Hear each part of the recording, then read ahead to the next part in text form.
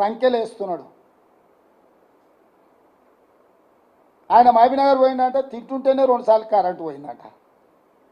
ఏమైనా బకాసూరు నువ్వు అరణాయన రోజంతా తిననీకే?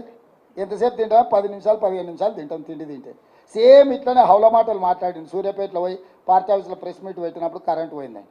నేను మా అధికారులు అడిగితే వాళ్ళకి అధికారికంగా కనెక్షనే లేదు సార్, వాళ్ళు జనరేటర్ మీద ఉన్నారు, ఆ పొట్టైన జనరేటర్లో కట్టబెట్టినట్టు ఆగింది సార్ అని మా అధికారులు చెప్పాను. మరుక్షణం నేను విచారణకు ఆదేశించిన.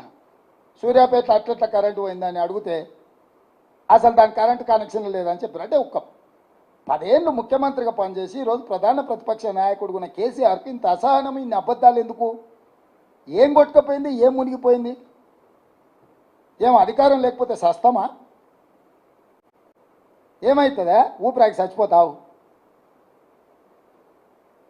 అసలు ఏమన్నా 10 ఏళ్ళు దేశాన్ని బట్టి పీడించిన మోడీని ఎట్లా ఓడగొట్టాలనో బాధ్యత లేకుండా 100 రోజులలో 5 గ్యారెంటీలు అమలు చేసి ఈరోజు 2 లక్షల రుణమాఫీ ఖచ్చితంగా అమలు చేస్తామని మేం చెప్తుంటే, అరే పిల్లగాడేదో తిప్పల పడుతున్నాడు, చేయని చూద్దాం, 6 నెలలు సంవత్సరం సంసారం చేయని, పిల్లనో పిల్లగాడో పుట్టని అని అంటాడు ఎవడన్నా పెద్దోళ్ళు. కడపకాడ అడ్డం పట్టుకున్నట్టుంది నా వ్యవహారం. ఏంది జరగొద్దు, ఏంది ఉండొద్దు, ఏం పోయే కాలము, ఏంది దుర్మార్గము?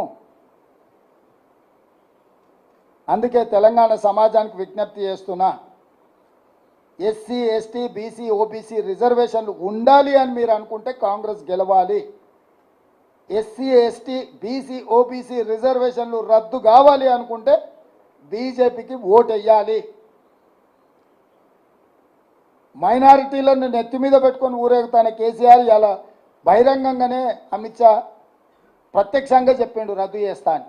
దాని మీద కూడా ఇంతవరకు కేసీఆర్ స్పందించలే. 4% 12% చేస్తాను ఊదర